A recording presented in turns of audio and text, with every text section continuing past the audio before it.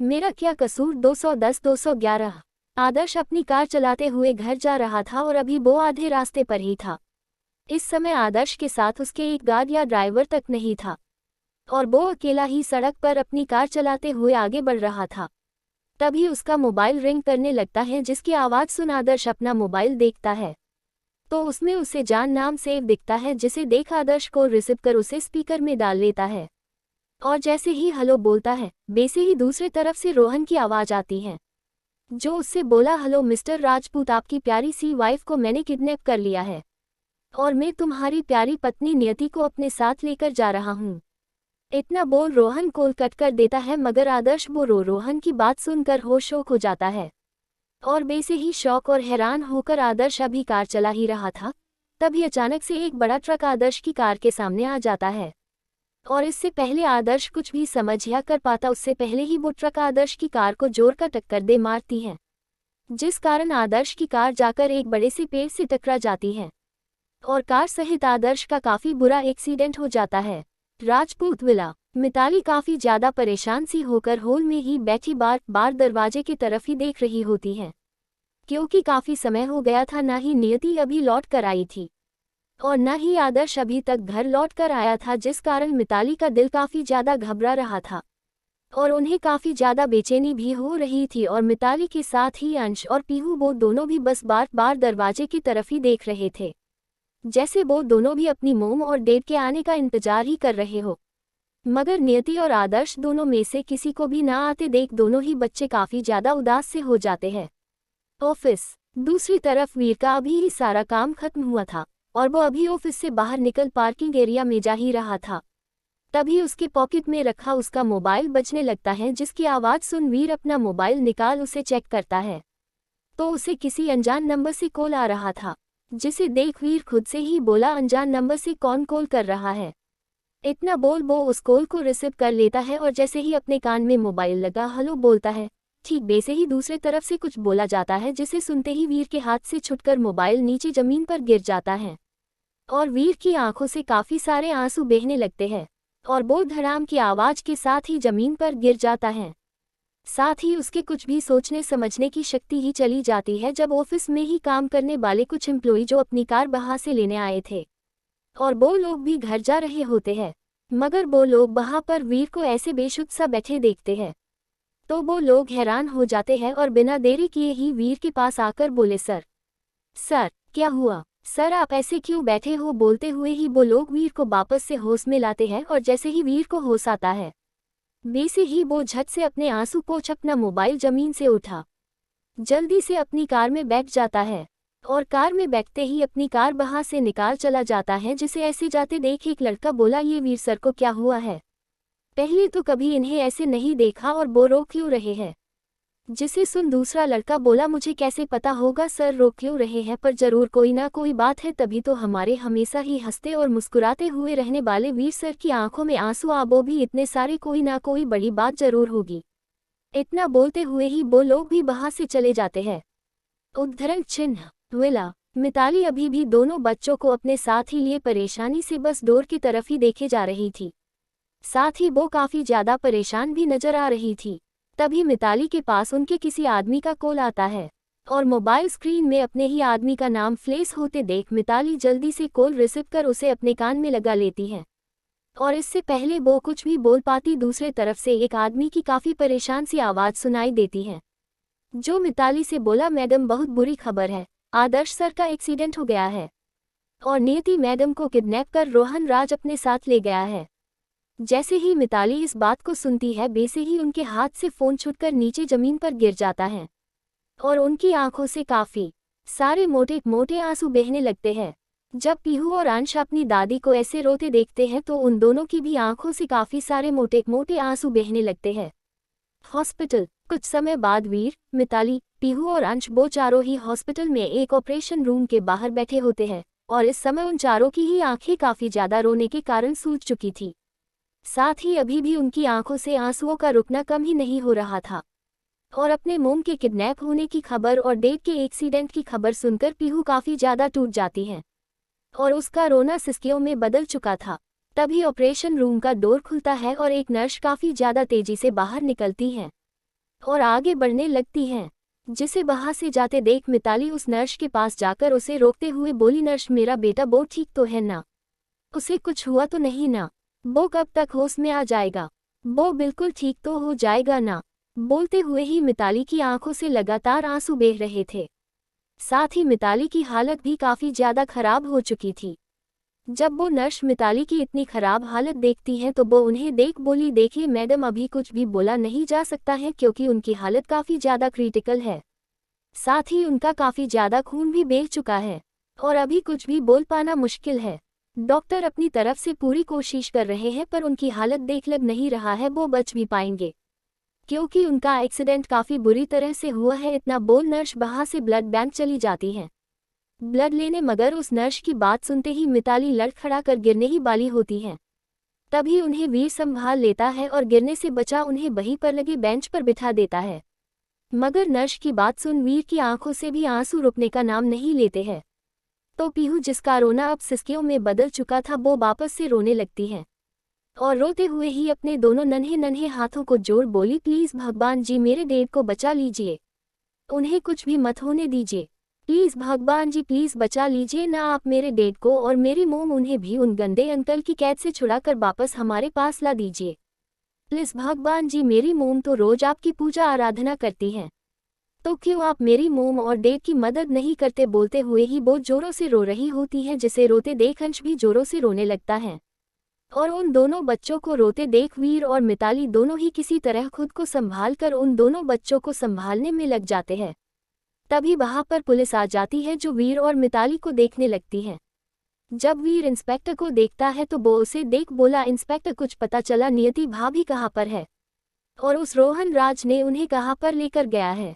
उद्धरण चिन्ह। वीर की बात सुन इंस्पेक्टर उसे देख बोला, मिस्टर राठौर, हमने हर नाका, हर चौराहा, हर एक रास्ता, फिर वो शहर से बाहर जाने वाला हो या आने वाला हो, यहाँ तक छोटी से छोटी गली, हर जगह अपनी पुलिस फोर्स तैनात की ही और वो हर आने जाने वाले हर एक इंसान की, गाड़ी की, कार बाइक, हर एक चीज की अच्छे से जांच कर रहे हैं।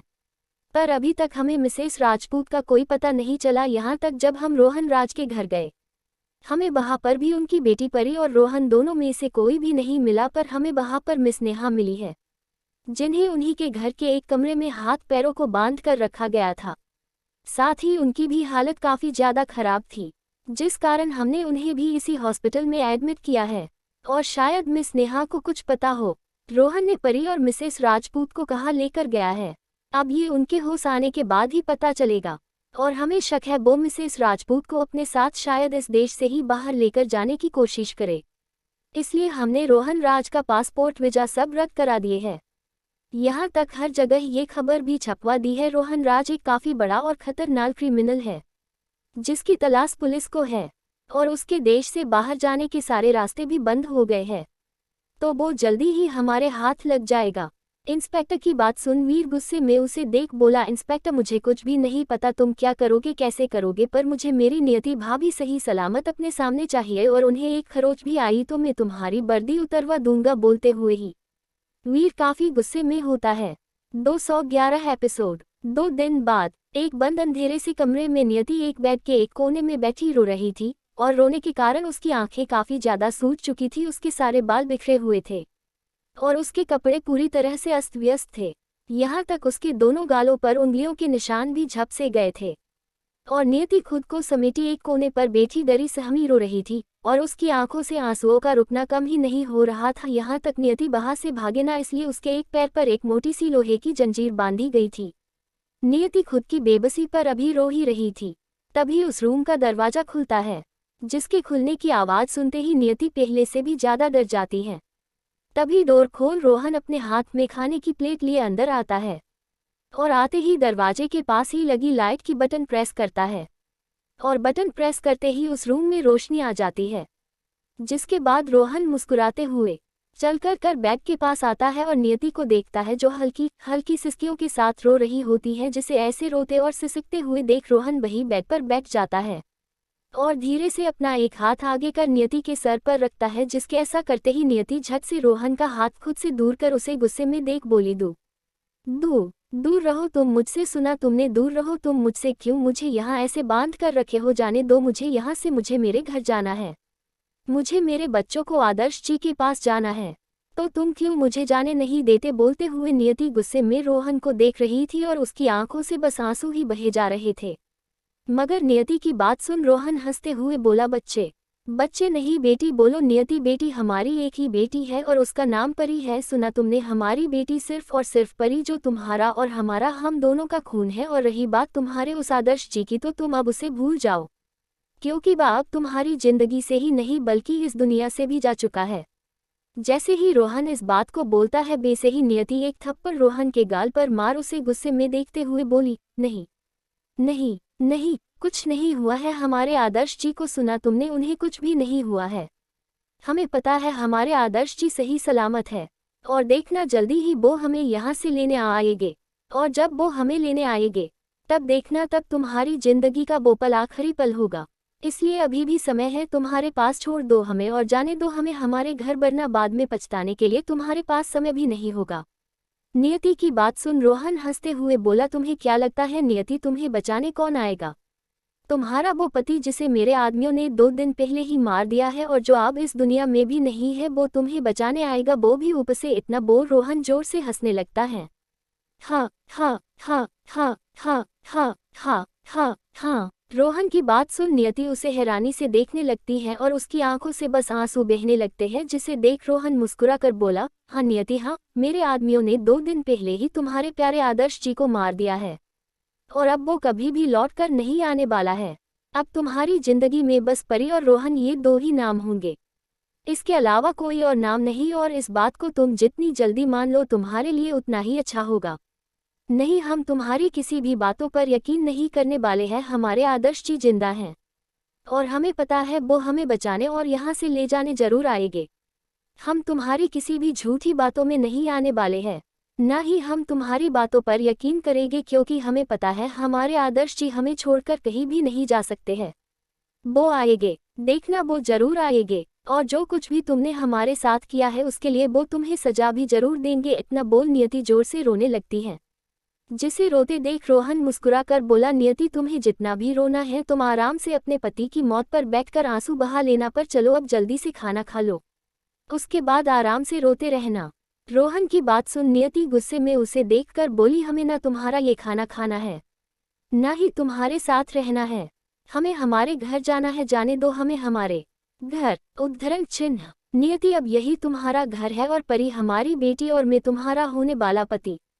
रोहन की इस बात को सुन नियति उसे हैरानी से देखने लगती है, जिसे ऐसे हैरान देख रोहन मुस्कुरा कर बोला, हाँ नियति हाँ, मैं तुम्हारा होने वाला पति हूँ और कल सुबह ही हमारी शादी होने वाली है। मैंने सारी तैयारी कर रखी है और तुम्हें पता है हम दोनों की शादी देखने के लिए परी काफ़ी ज़्यादा खुश है। और देखो ना नियति, परी कितनी खुश नसीब है जो वो अपने मम्मा डैडी की शादी होते हुए देख पाएगी। चलो अब जल्दी से खाना खाओ और मुझे गुस्सा मत दिलाओ। नहीं, हम तुम्हारा ये खाना नहीं खाएंगे, फिर तुम चाहे हमारी जान ही क्यों ना ले लो, पर फिर भी हम ये खाना बिल्कुल भी नहीं खाने वाले हैं। अच्छा, तो तुम ये खाना नहीं खाओगी? नहीं, हम तुम्हारा खाना तो क्या तुम्हारे पास का पानी तक नहीं पिएगे। उद्धरण चिन्ह। अच्छा, तो तुम सच में इस खाने को नहीं खाओगी नियति? उद्धरण चिन्ह। नहीं नहीं नहीं, हमने बोला ना, हम तुम्हारे हाथ का कुछ भी नहीं खाने वाले हैं। तुम्हारे इन गंदे हाथों से लाया खाना खाने की जगह हम मरना पसंद करेंगे, पर इसे खाना नहीं। जैसे ही नियति इस बात को बोलती है, वैसे ही रोहन एक जोर का थप्पड़ नियति के गालों पर दे मारता है, जिसकी गूंज चटाक के साथ उस पूरे कमरे में गूंज पड़ती है। और रोहन उसी गुस्से में नियति का चेहरा अपने एक हाथ से पकड़ उसके मुंह में खाना भरते हुए बोला, खाओ इसे नियति खाओ। वैसे भी तुमने 2 दिनों से कुछ भी नहीं खाए हो और अगर तुम अभी भी कुछ नहीं खाओगी तो तुम बीमार पड़ जाओगी और मैं तुम्हें बीमार नहीं करना चाहता, इसलिए खाओ। बोलते हुए वो बस नियति के मुंह में खाना भरे जा रहा था, जिस कारण नियति ना उसे ठीक खा पा रही थी, ना ही उसे बाहर उगल पा रही थी, क्योंकि रोहन किसी ढोर जानवर की तरह बस नियति के मुंह में खाना ठूसे जा रहा था। और रोहन तब तक नियति को नहीं छोड़ता है जब तक प्लेट का सारा खाना खत्म नहीं हो जाता है। और जब सारा खाना खत्म हो जाता है तब रोहन नियति का चेहरा छोड़ उसे मुस्कुराते हुए देख बोला, मुझे ना सुनने की आदत नहीं है और आज के बाद तुमने मुझे किसी भी बात के लिए ना बोली तो इतना बोल। रोहन नियति के सूट का गला सामने से पकड़ उसे खींचने लगता है, जिसे ऐसा करते देख नियति काफ़ी ज़्यादा डर जाती है और रोहन के उस हाथ को पकड़ रोते हुए ना में अपना सर हिला देती है। जिसे ऐसे ना बोलते देख रोहन हंसते हुए बोला, नियति नियति नियति, तुम भूल रही हो, मैंने तो तुम्हें पहले ही देख चुका हूँ, वो भी काफी अच्छे से देख चुका हूँ, तो तुम मुझसे क्यों शर्मा रही हो? भूल गई तुम? तुम्हारा फर्स्ट टाइम मैंने ही तो चुराया था, और अभी भी तुम मेरी कैद में हो, तो जो मेरा मन करेगा मैं वही सब तुम्हारे साथ अभी भी कर सकता हूँ, और तुम चाह कर भी मुझे रोक नहीं सकती, क्योंकि आज भी तुम मेरे सामने कमजोर ही हो जैसे पहले थी। इतना बोल वो हंसने लगता है और हंसते हुए ही नियति के सूट का गला छोड़ देता है और हंसते हुए ही वहां से उठकर बाहर चला जाता है और डोर भी लॉक कर देता है, जिसके जाते ही नियति सिसक सिसक कर रो पड़ती है और रोते हुए ही आदर्श को याद करने लगती है।